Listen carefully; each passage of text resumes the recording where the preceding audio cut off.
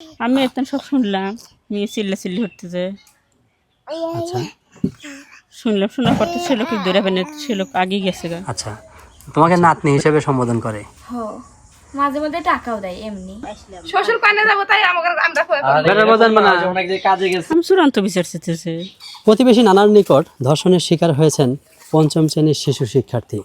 ঘটনাটি ঘটেছে বগুড়া জেলার ধুনট উপজেলার চৌকিবাড়ি ইউনিয়নের সামবাড়ি গ্রামের ঠিক এই বাড়িটাতেই।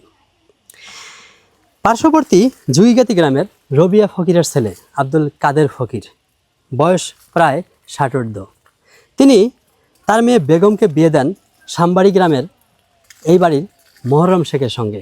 কিন্তু মহরম শেখ কর্ম জীবনে পাড়ি জমায় ঢাকায়। তখন এই বাড়িটা দেখাশোনার দায়িত্ব পড়ে এই মহরমের শ্বশুর আব্দুল কাদেরের উপর। মেয়ের বাড়ি অবস্থান করত মেয়ের বাড়ি দেখাশোনার দায়িত্বে এসে তিনি নাতনির সম্পর্ক গড়ে তোলেন প্রতিবেশী একজন জনৈক অটোচালকের মেয়ে পঞ্চম শ্রেণীর একটি শিক্ষার্থীর সঙ্গে। নানা নাতির সম্পর্কের মধ্যে এই কন্যা সন্তানকে তিনি গতকাল দুপুরে এই ফাঁকা বাড়িতে ডেকে এনে ধর্ষণ করেন।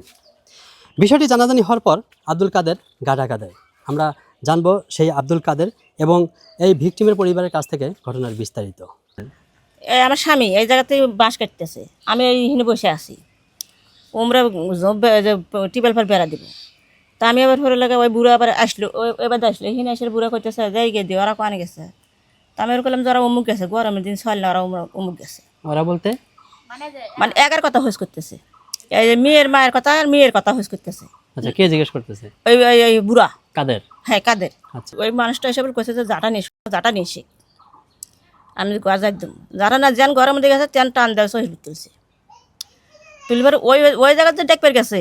ওখানে আবার ওই ওরা যে বসে আছে ওই যে মহিলা দেখছে, ওই মহিলা ওই চোখে সারা দিচ্ছে বলে কেমন বলে হচ্ছে ওই বুড়া হইলে পরে ওরা আবার দিশে পেয়েছে কে বুড়া সোনার হাতে বললে। তো ওর মা এক না কয় যে একটু সরে 2 নম্বর ধরা, তাহলে ওর মা বদল কাইল ভরা। তোর মা এক না কয়ে ওই মহিলা আসছে, আইসে ওই ঘরের চতুর মধ্যে উঠেছি, উঠে সব গেট দেওয়া, খালি এই দুহিন মোড়ের একটা গেট খোলা আছে। তখন মানুষের ঘরের মধ্যে যাওয়া জানে কি না যাবে, ঘুরে এসে আবার এবার ঘুরে গেল। তো কোথায় যাবে, কোনে গেছিলেন বলে বিজলি আমার ডাকলো, বিজলি কাছে গেছিলাম। টেয়া পেলে মানে কয়েকটা এই কথা গেল, এই যায় হেরে আবার ঘুরে আসলো। ঘুরে এসে ঘুরে আবার কোয়ান্দা আবার ওই ভেতরে ঢুকছে।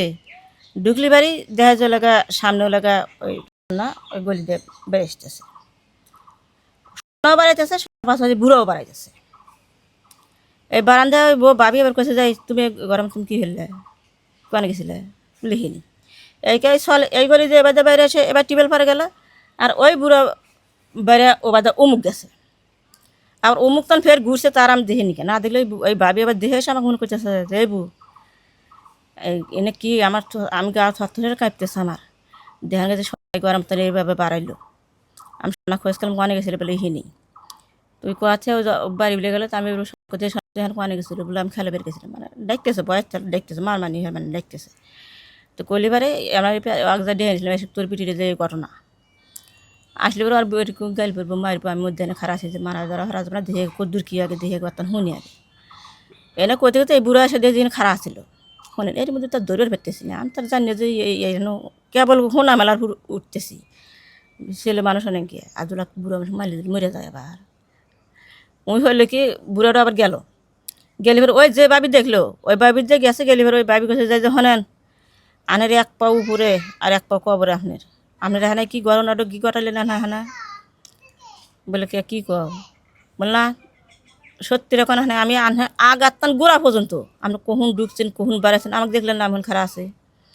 তখন হাত ধরে মাপছে বুড়া মাপসাই যা হয়েছে এটা অন্যায় হয়ে গেছে আর কোনো দিন হবো না। আমি ওর পাশে খেলতে নিছিলাম, আমার ডাক বলতে আসো যে ঝাড়ুটা দাও তোমার আম্মু নাই। আমি ঝাড়ুটা দিতে বাড়ি যাচ্ছি, সেটা ঝাড়ু দিতে গেছি, দিতে আমাকে ডাক দিয়ে বলতে যে কি শোনো তো ভিতরে এসো। ভিতরে গেছি, যাওয়া মাত্র দরজা আটকাই দিল। আটকাই দিয়া দি আমার ওই ঘরের ভিতর নিয়ে ওই দরজাটা আটকাইলো। আটকায় আমার শরীরের কাপড় খুলে তারপর খারাপ কিছু।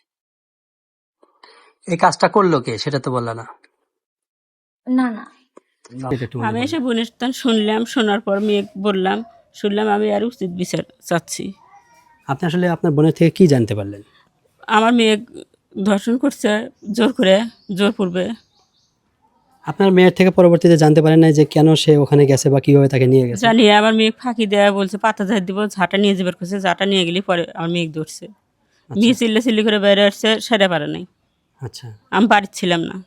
এখন এই বিষয়ে আসলে আপনারা কি বিচার প্রার্থনা করছেন? আমি উচিত বিচার প্রার্থনা করতে যাই আপনাদের কাছে। সামবাড়ি মহরমের সাথে আপনার যে মেয়ে বিয়ে হয়েছে ওখানে গিয়ে কি আপনার স্বামী থাকে? না না আচ্ছা ওরা যে বিটি ঘর ওখানে থাকবে তো তাতে গেছি। আচ্ছা, ওখানে গতকালকে গিয়ে কি করছে এটা কি শুনছেন? ও যে ও ঘরের ইটি মাপজোপ ইটি দিয়ে তার তুলতে না সেই বিষয়ে গেছি। তাছাড়া কোনো ঘটনা ঘটছে ওখানে? না না আমি খাইলাম বাড়িতে আমার কোনো ঘটনা আমি তো ওখানে শুনিনি। আচ্ছা, কালকে আপনার স্বামী ওখান থেকে আসছে কখন? ও দুপুরবেলা। এসে আপনাকে বলছে কি যে হয়েছে ওখানে এরকম কিছু না বলছে? না কিছু জানি উনি এখন আছে কোথায়? আর পরে আমি আছে না কিছু বলিনি শুনিনি। তো আপনার স্বামী কোথায় আছে আপনি জানেন না? না আপনার স্বামী যে সামবাড়িতে গিয়ে একটা অকারেন্স করে আসছে সেটা কি আপনি সত্যি জানেন না? না প্রিয় দর্শক, এই সেই ধুনট উপজেলার অন্তর্গত চৌকিবাড়ি ইউনিয়নের জুইগাতি গ্রামের রবিয়া ফকিরের ছেলে কাদের ফকিরের বাড়ি। আমরা এসেছিলাম এখানে ঘটনার বিস্তারিত জানতে, কিন্তু পরিস্থিতি অনুধাবন করতে পেরে আসামি আমাদের আসার পূর্বেই গা ঢাকা দিয়েছে।